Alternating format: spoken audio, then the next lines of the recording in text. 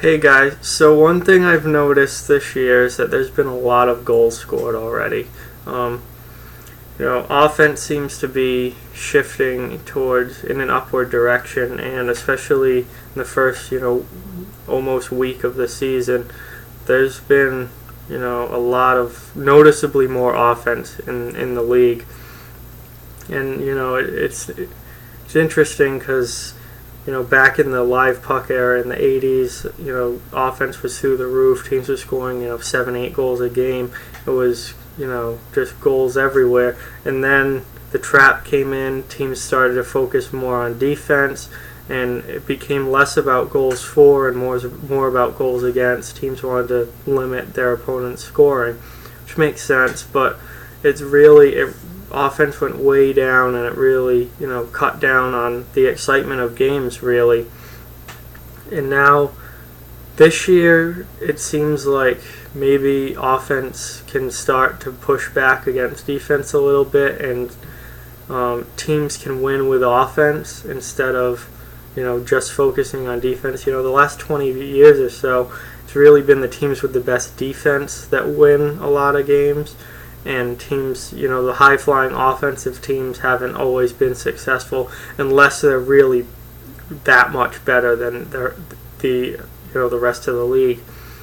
So what I did is I looked at the teams that have scored double-digit goals so far and looked at their win-loss records to see if, maybe offense is equating to wins more so than in the past. And now we have a really small sample size. Obviously, most teams have only played 2 or 3 games, but it's just something that I thought would be interesting to look at and see if maybe there's going to be a shift towards more offense in the NHL, which I think would be good for the league. So first up is Washington. Washington has 14 goals for in 3 games, and they're 2-0-1. So obviously, offense is doing it for them. Scored a lot of goals, and they've won. They haven't lost in regulation yet. New Jersey has 10 goals for in their 2 games played, and they're 2-0-0. They have not lost. They scored 4 their first game. They scored 6 yesterday, and that they're off to a good start. And offense is winning for them. Toronto's numbers are ridiculous. 19 goals for in just 3 games played, and they're 3-0-0. They beat Chicago last night in overtime with an absolute snipe from Austin Matthews. And that's a team that's just purely outscoring their opponents. Tampa Bay has 13 goals for in 3 games, and they're 2-1-0. So, again, winning record for a team with a lot of goals.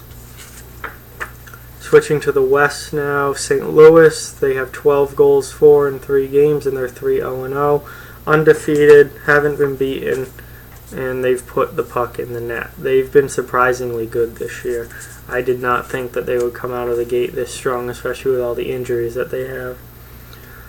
Chicago, another ridiculous number, 18 goals for in 3 games played, and they're 2-0-1. Their only loss was in overtime to Toronto last night. This number is juiced up a little bit because of their 10-goal game against Pittsburgh, but still 18 goals in 3 games. That's ridiculous. And lastly, Winnipeg. Winnipeg has 10 goals for in 3 games, and they're 1-2. They are the exception to the rule so far this season, and even though they've scored 10 goals, they've given up even more. So that's why they're not winning.